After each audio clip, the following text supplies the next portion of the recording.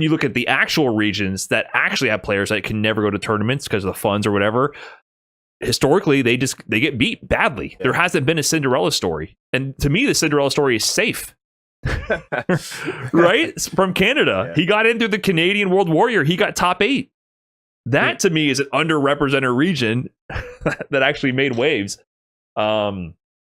So yeah, maybe long term it can grow these scenes. Like I'm wondering what Capcom is thinking. Like maybe the infrastructure will build. Oh, we always get a player to go to Capcom Cup. Let's keep building the scene. I feel like it's like a leech. So like, you know, you send one guy from an unknown region to Capcom Cup. You know, he goes there, he gets beat, but you know, you learn all this stuff from all the people you're losing to, and you take it back to your region, and then you help the region get better. But I don't feel like that works like that. That's like it's not gonna grow. You need like a whole bunch of people to go and, you know, take what they've learned from playing other people and get better at it. I think it's better to send like one player to an unknown region, so all the people in the region could play that one person, than to send one person to, you know, a shark pool and just watch them drown. Yeah, I think the problem is accessibility.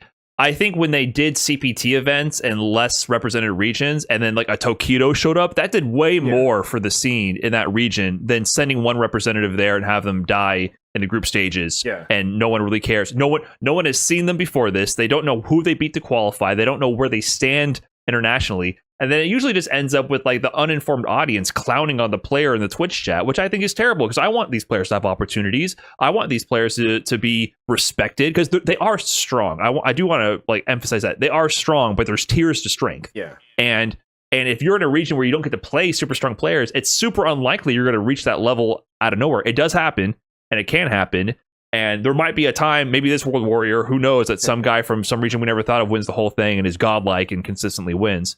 That can happen. I'm not saying it's impossible, but the narrative, I think, is the number one thing that matters in these things. Like you have to show off the people's faces and build storylines. And I really feel like putting the tournament in that region, having a few Capcom pay fucking Daigo to go there. You know what I mean? Yeah. That will do so much more for that scene than picking one of them and putting them in Capcom Cup and having them lose. So much more. Yeah, it's so funny you mentioned the faces thing too. I remember last year I was like, I don't know what half the people in Capcom Cup look like, and I was like, that's so bad. I was looking through the player list and I was like, I don't know your face, I don't know your face, and I'm like, bro, that sucks because like during 2019 you're like, oh, I know what everyone looks like. Obviously, I've seen them before,